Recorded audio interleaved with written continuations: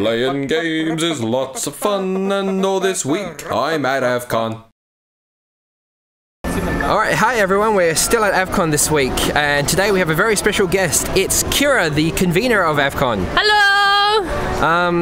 I've managed to track her down and capture her in our booth for the next 10 odd minutes. You can have 15. 15, nice. How's the weekend going, Kira? Pretty good, pretty good. Attendance is up, and you know, Good Game's been a really big pull card for us this year, as well as Do you have any official numbers for us so far, or is it still all under wraps? Well, every time I hear an official number, it changes, so I won't commit. Do you know what it was last year? No, I don't, off the top of my head. But you're pretty confident you're up and above and beyond? Yeah, so we were up yesterday. Obviously today's still running, so we're a little bit unsure. We've been up on weekend passes, so it's really hard when obviously we're looking at the Sunday attendance being down. When weekend passes are up, yeah, that could be the reason for that. But they're still counting and reconciling all the receipts, so... You got a lot of people working on this event. Just how many people work on AVCon every year? So we have a committee of about 15 people. 4 of those are elect members that obviously run the group. Then I think the official volunteer number is about 310, and then we have about an odd 150, 200 staff. So you're not playing around when you run this, yeah? No, definitely not. No, it's serious business now. And you're like us at GAMMA.CON, you're a volunteer, so you donate your time to this event. I do, indeed. I have a full-time job outside of this, running exams for the University of South Australia. So it is a really hard tide. Running exams? Yeah, I run exams. So you have children's, young people's futures in your hands? I do. Well, the weird thing about UniSA is they don't have their exams on campus, so they run them at the showground. So it's a little bit like running a convention. So I've got to organise an event at an external venue. But this is the more fun convention, I'm assuming, to run, yeah. Yes. Especially when we had Good Game on stage last night, and I had all of my props on stage, and they sat on my pillows. I'm officially going to sleep on these pillows for the next, 50 years. I don't know if that's excited or creepy, but that's... It's amazing. They sat on my pillows, Matthew. They sat on my pillows. They played with my Pikachu too.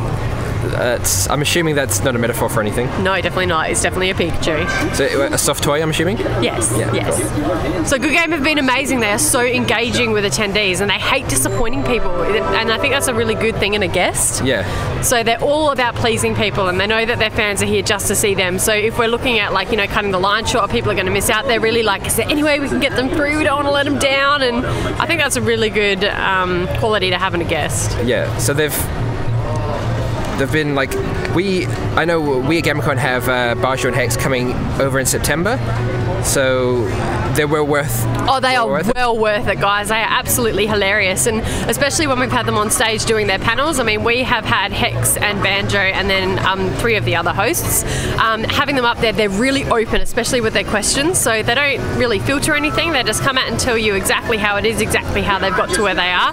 They'll sometimes potentially even give you a little bit of inside information on what they've got coming up, potentially, if they've got anything planned. So any big reveals at AVCon so far for the future of the Good Game? Well, the really hilarious thing is that obviously Yug is involved with PAX. Yeah. So he was not aware that they were actually on stage last night and let slip that they were trying to get funding approval to do this little on the road show that they'd do. I couldn't really understand the dynamics of it, but it was sort of like an on the road show, and then they would end at PAX. And then we told Yug, and Yug was like,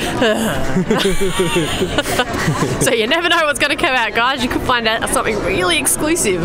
So tell us, how did you get your start in the AVCon world? So I've always been, I've been a long time attendee of AVCon. I actually came because a guy named Dave Kudroff, he runs the retrospect that comes into AVCon. I worked with him at Flinders, and he invited me to AVCon one year, and I came and had a look and went to a couple of their, theme launch parties, and I met a bit of the, AVCon community, as we call it. Were you big into games and anime before that? Oh, so I've been a gamer my entire life. I didn't get into anime until about 4 years ago. My friend Nigel got me into it. I don't watch it so much these days, but I've certainly watched a lot in the past.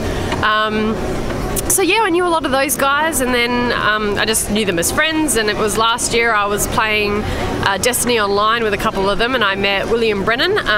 He was the convener before me, and we became really good friends. And obviously he knew I ran events for a living, and he wanted to know if I would be interested in being the venue coordinator because they needed someone.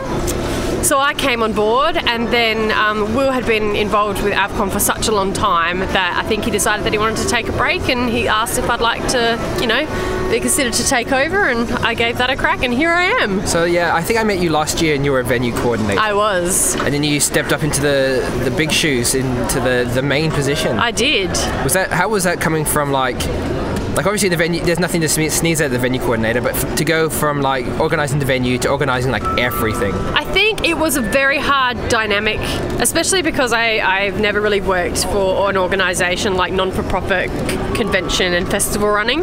It's a very different way it runs into business. I have a lot of business experience, so that was a concept that was really difficult to get around, but you know, a lot of the people helped me get my head around how things run differently. Venue is probably the one role I would suggest someone does before they run for an elected position, obviously because you get the idea of how every area runs while you're trying to plan everything, because our venue coordinator is all over artists, exhibitors. They do all the floor plans, so they talk to every single area and work out the dynamic of how their area runs so that they can best fit the floor plan. So I feel it was probably a good position to get me prepared, but I will definitely say I've had to do a lot of on-the-spot learning. So, like, this is your first year as convener. Is there anything that happened this year that you are directly like responsible for that you're like really proud of? Like, what's your? So there are a lot of things I'm proud of, but I will never take full credit because while is there anything like you implemented specifically yourself this year? So that was a non-for-profit status. Basically, we were non-for-profit in the eyes of the ATO, but not officially with the ANC. I can't remember all the stuff. All the political official stuff that says we're not for way profit. Above my head. Like I leave that to James, and like I come up with funny ideas. James handles all the important stuff. So I think when I spoke to them, they said AVCon had tried to apply a few times, but obviously being that we're volunteers and it's such a difficult application process, I think people got to a certain point and then obviously it sort of fell off the radar a bit. So I did very hard. I worked really hard to make that happen, and a lot of that was all my work, although I did have a lot of support from the rest of the committee and the membership. And yeah, we got approved this year, so that was great. We've saved a lot of money. So anybody who's running a convention out there that's not for profit, make sure you become officially not for profit. It's really good. That's something we might have to look at because I honestly don't know what our status is. Oh, while we've been talking, this elephant's just been dying over and over. So I do have a question, being that I've only ever played Donkey Kong like on the Nintendo. I've never seen Donkey Kong with a elephant. What the fuck is the elephant? I don't really know. Like I was not really paying attention. I've become an elephant somehow. So you were a monkey? I was a monkey, and then I stepped in a box, and now I'm a. It makes perfect sense when you think about it, but. Oh, totally perfect sense. I really understand that. I'm going to jump into a box and come out as a cat later. Yeah, but if you run into a sign that says no elephants, then you turn back into a monkey. Just be aware of that for. But wow, yeah, unfortunately, this elephant hasn't had a good time because I'm not very good at. So you've been walking across this same body of water trying to jump on barrels for about 10 minutes. Yeah, this is pretty much the 16th iteration of this elephant trying to Just so you guys know, we're getting our photo taken right now. Kawaii! Kawaii! Everybody say, hey, Yug! Or Gabby. Local Pokemon enthusiast. Oh, we did want to know what the story behind It was a promise to us at one stage that we were going to hear the story about what... Was it a case that the TV networks just picked a name at random because they didn't know that everyone knows who you are, or? Did some random person tell them that your name was Gabby for shits and giggles? No, it was the SBS World Radio. World News, World TV for some reason. They just titled it as... So Yug's official title is now Gabby because some random person decided it should be. It's great, guys. It's great. So was it that they just picked a name? They didn't realise that like everyone in the country knows you? No, it was like that's how they labelled me on the report for some reason. Gabby Borland? Yes. Come on, enthusiast. That even comes from. My name is Gabby, so. Maybe they just decided that Gabby was an excellent nickname for you. Yug is just so outdated. You are now Gabby. I think it was just the work experience kid who was running amok. That's it. You're Gabby. All night tonight, you are Gabby. You're never going to live it down, mate. Oh. And anybody knows Gabby. Apparently your nickname at the moment is Candy Mountain. Is that what you told me yesterday? No. So we have code names for some of the areas in AVCon. So some of the areas. Yeah, so when we're on comms... I thought you said that your name was... I've been telling everyone to call you Candy Mountain. Oh, well, that's going to be awkward, especially when I hear on comms, look at this. I'm in Candy Mountain. I mean, that's going to be a bit weird. Look at this. This is sad. Oh, game over. You officially suck. Yeah, that entire PlayStation was just me abusing a Now, I think I visited a save cave, but yeah, I was abusing an elephant to the point of when you kill an elephant so much, they put monkeys in a playpen. That's how it happens. Oh, seriously? Here, let me have crack. Oh yeah, you should. I love crack. You should be playing this. All right. So what am I doing? So I'm going you have this way. Yeah, this. Yeah. Keep Have we going. done that one? No. Yep. That one. Up, and across the bridge. And okay. That's. Woo! Oh, no, that's it. Yeah. It's actually. It turns out I didn't even pass one level when playing with you. So let's see how you. Right. So this is jump. Oh, that's sit down. Okay, excellent. No, yeah. I think he sits down by himself. That's the roll? green one rolls, but if you hold it, he sprints, and also he picks up. Oh, so that's how I roll? Yeah. Oh, what? And now you're 2 monkeys. Oh, so I'm not supposed to jump on him? I think they got buzzsaws in their backs. Say, oh no, it wasn't a box, it was a barrel. Now I'm an elephant. Yay! So do I jump on this guy? Yeah. Yep. The idea is to kill everything in sight. Oh. Oh no. Well, so what am I supposed to do there? I think you have to go into the water and like. Oh, so I can go in the water? Yep. Oh, I can go in the water because I'm an elephant. Okay, I've got this, guys. I've got this. Now I'm a different monkey. Yep. We can't remember what the. Am I not big enough to pick that up? Oh yeah, I can. She picks it up with her hair. Her hair has like muscles and Oh, is that skeleton. a chick? Is that not Diddy Kong? No, that's a chick. Oh. That's Dixie Kong. Hey, Dixie. See, this is Donkey Kong Country 3. The way it worked was there's the original Donkey Kong, and he got Donkey Kong Country, and they had. Oh. So you got to wait till the fish is like on that side, and then go underwater and swim past quickly. Not so much like that. That was not great. So can you swim quickly? How do you do that? I think you got to hold green button. Oh, okay. Let's do this again. I can do this. So there's Donkey Kong, and he got a sidekick called Diddy Kong. And they made Donkey Kong Country 2, and they had Diddy Kong, and they gave him a sidekick in Dixie So what Kong. what one would I have played on? Oh, so the monkeys can't go in the water, guys? No, there was a fish there. There's a fish in that there water. I would have played one on Pokemon Color. So what would that have been? In Pokemon Color? A Pokemon Game Boy Color. That might have been Donkey Kong. A Donkey Kong. Donkey Kong Land? Was that one? That might have been one. Did you not play the original Donkey Kong? Nah. I know I never grew up on Nintendo, so I've never played. What did you grow up on? I grew up with a Sega Mega Drive, and okay, so I came from a family full of girls. I was a gamer my entire life, but I didn't really have anyone to. Were you a bit of a tomboy, or? Not really, to be honest. I've never really been much of a tomboy. I've just always really enjoyed gaming. So like my dad got me a Commodore 64 when I was really young. So I spent my entire life playing on that. And then he was a big Mac. Oh, you better play. I can't talk and play. That's right. I didn't do that. He was a big Mac nut, and back then it was really hard to get games on Mac. So he'd put like virtual PC on there, and I'd borrow games from my cousins, and I'd play a lot of game demos and stuff. But I didn't really have many friends to play gaming consoles with. So eventually I got like a Sega Mega Drive, and I played that for years and years and years and years and years. And then I moved out of home, and like I lived on my own. I didn't have much money, and I basically all I had was my old iMac, and I just used to game on that until I moved in with someone who had an Xbox, and then I was introduced to that. Is that why you moved in with him? No, but it should have been. So while we're talking about obviously you are of the female variety. I am. And you're obviously running one of the biggest gaming and anime. Well, anime is one thing, but one of the biggest gaming events. How does that?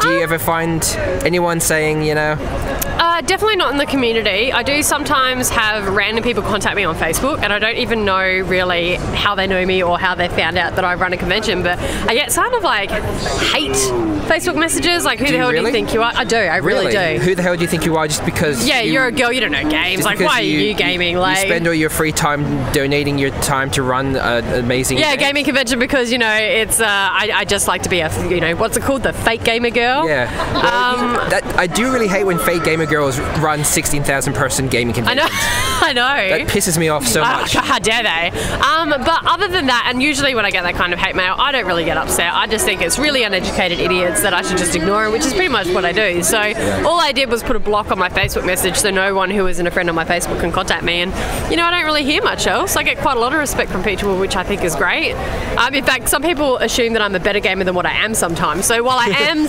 We've seen evidence that is in fact. I am an excellent gamer in many senses, but not when there are monkeys and elephants games, well, not today, I'm pretty shit, especially considering I haven't played this, but sports games and driving games I'm really fucking terrible at.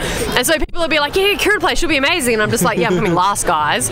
Let's talk about like Mario Kart, being that I didn't grow up with a Nintendo. Don't ever get me on Mario Kart, guys.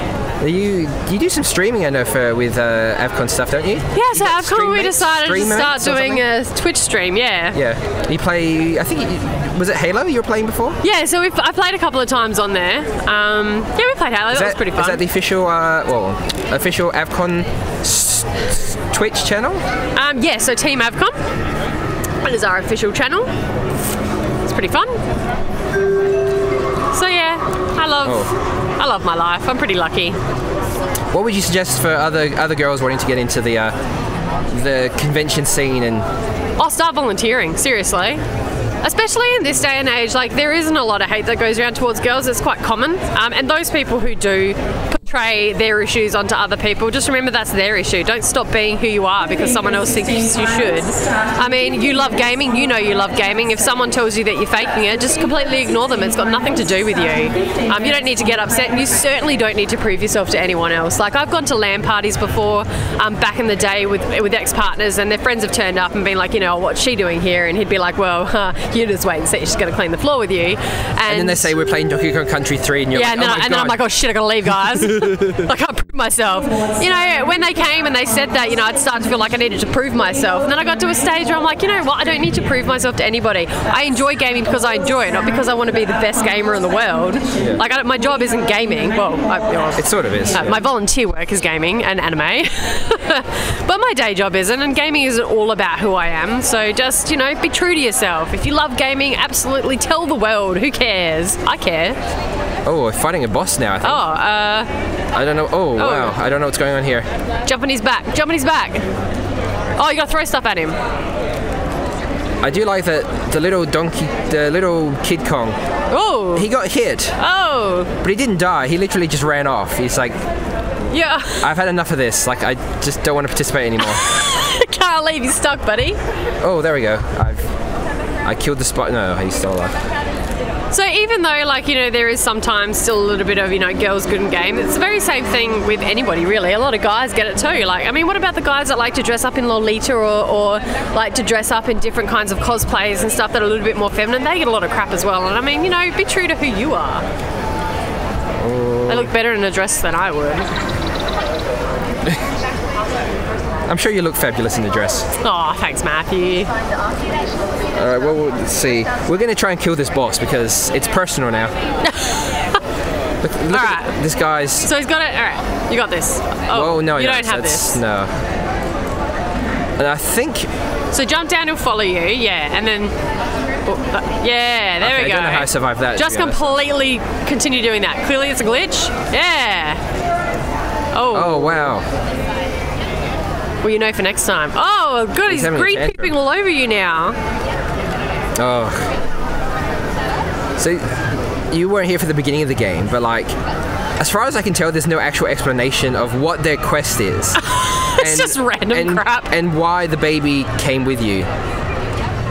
So I don't know what the point of this game is apart from turning into a elephant and fighting a big giant spider.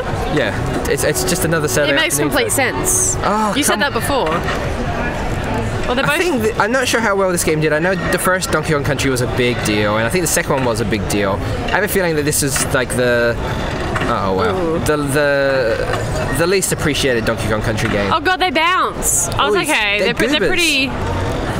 He's like gobbing at us. Oh, come on. Alright,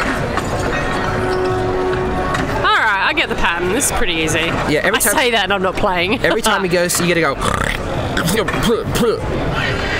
Oh, no, you lost it. It's not that I'm dying, it's just that...